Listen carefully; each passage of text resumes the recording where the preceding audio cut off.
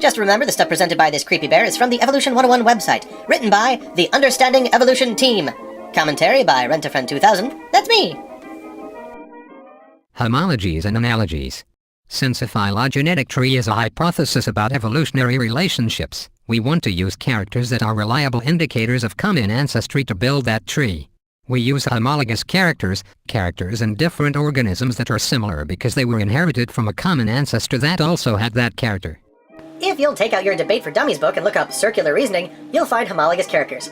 How do we know that these two creatures are descended from a common ancestor? They have homologous features. How do we know these are homologous features and not just coincidentally similar? Because they descended from a common ancestor with that trait? But how do we know they descended from that ancestor? Because they have homologous traits. How do we know those traits are homologous? Later they will bring up what they call convergent evolution, meaning two creatures evolve a similar trait when their most recent common ancestor did not have that trait. So how do they know the homologous features from the convergences? They check the phylogenetic trees. Yes, the trees they are going to try to confirm with this data is the foundation on which the data is built. Is the room spinning yet? Again, imagine a lawyer pulling this one. We found shoe prints which were made at the time of the crime. We know these are the defendant's shoe prints at the scene of the crime, which proves he is guilty. And how do you know those are his shoe prints and not the prints of a similar shoe?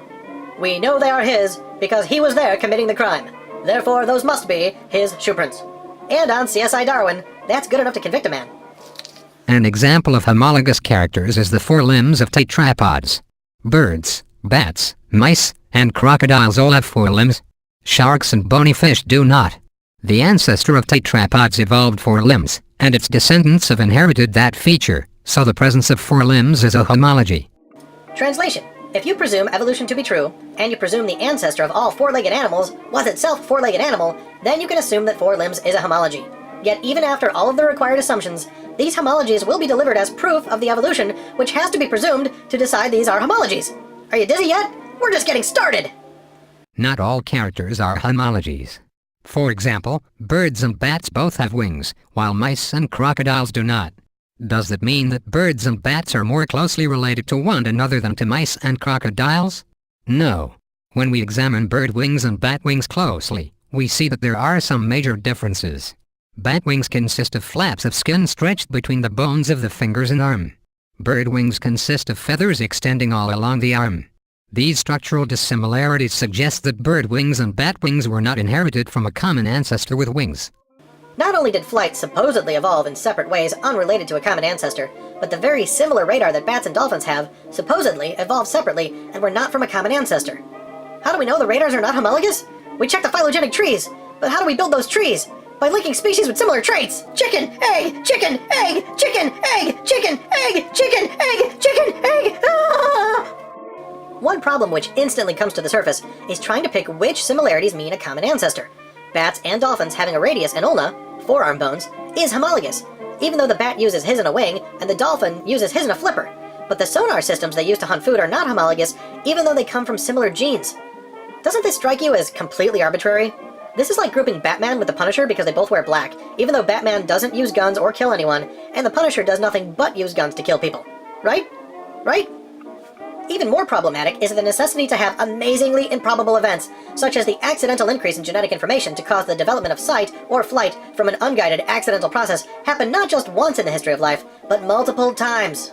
If I manage to get all four aces in one hand, it's pretty unlikely, but not impossible. But if it keeps happening, how long until you pull your six-shooter and demand to look up my sleeves? This idea is illustrated by the phylogeny below, which is based on a large number of other characters.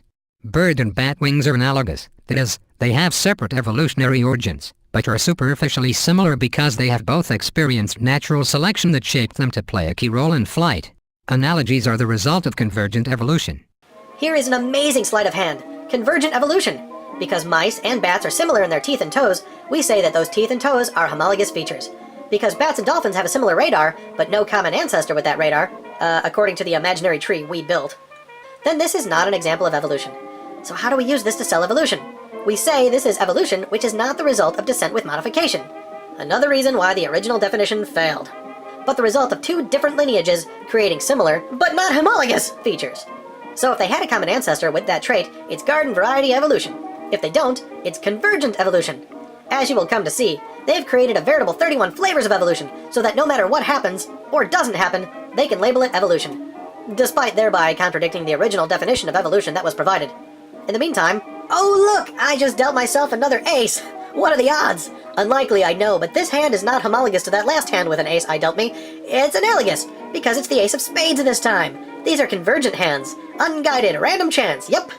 Just put that gun down and let's play the game. Interestingly, though bird and bat wings are analogous as wings, as forelimbs they are homologous.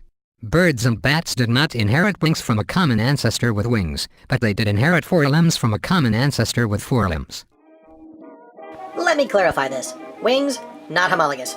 How do we know? Because we believe the birds are dinosaurs, which are lizards, which used to be fish.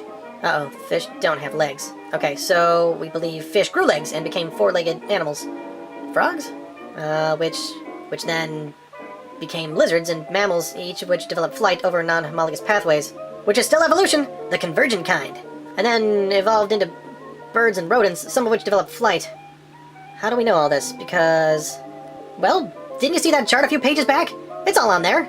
How did gills become lungs and a one-chambered heart become a two-chambered and then a three and then a four-chambered heart without killing the creatures? And how did lungs change from hold your breath underwater for 2 hours kind to the fly nonstop for 3 days kind? And how did egg-laying creatures become placental-like birthers? Stop asking questions and get back to work! No, we don't have the transitional creatures which the story demands 1,000 times over, but obviously they must have lived at some point because birds and lizards and rats all have a common ancestor. Do you know what happens to our phylogenetic tree if we only put in the creatures we know about? It goes away. Join us next week for more. Yee!